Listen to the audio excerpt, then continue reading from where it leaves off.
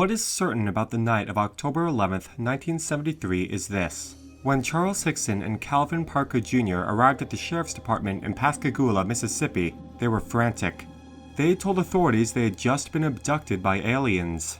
Each had a puncture wound in one arm. Police tried to catch them in a lie, but it didn't work. Both men later passed polygraph tests. On Saturday, the riverbank where the men said the close encounter happened got a historical marker, calling it one of the best documented cases of alien abduction. After decades of avoiding media attention, Parker was there for the dedication. Hickson died in 2011. The Pascagoula Abduction was a UFO sighting and alien abduction in 1973, in which Charles Hickson and Calvin Parker claimed they were abducted by aliens while fishing near Pascagoula, Mississippi. In 1973, Hickson was Parker's foreman at a shipyard. The two had gone fishing after work at an abandoned boat launch and were still there after the sun went down. "I was just getting ready to get some more bait," Hickson told the Washington Post in 1975, "when I heard a kind of zipping sound. I looked up and saw a blue flashing light." Calvin turned around too. "We saw a 30-foot-long object with a little dome on top. As it hovered just above the ground, 3 small creatures emerged, also hovering," he said. "The men were suddenly paralyzed. The creatures grabbed them with pincer-type claws and pulled them toward the object.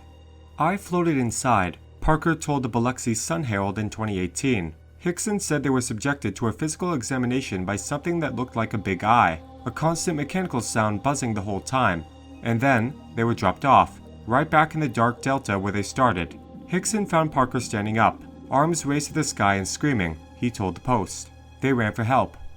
At first, sheriff's investigators thought the men had been drunk, or lying.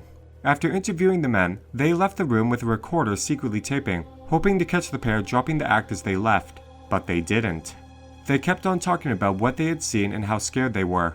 "We did everything we knew to try to break their stories," Jackson County Sheriff's Captain Glenn Ryder told the Post in 1975. "If they were lying to me, they should be in Hollywood."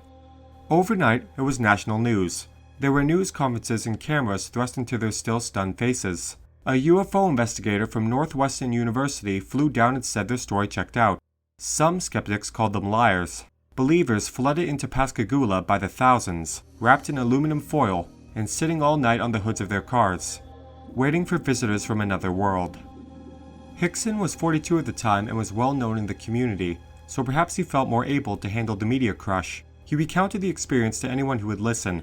He went on Johnny Carson and Dick Cavett. He published a book in 1983.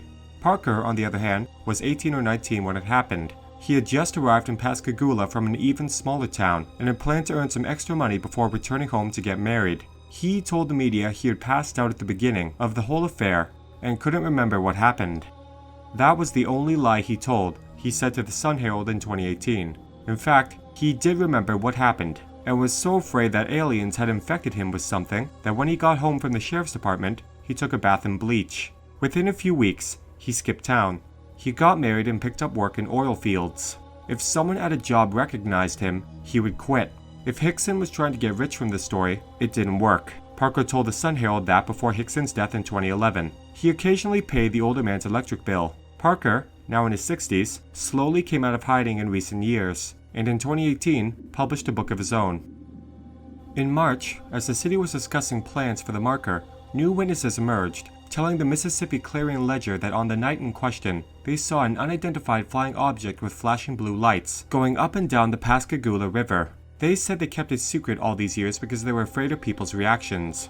One of them, Maria Blair, told the Clarion-Ledger, "The story is very true.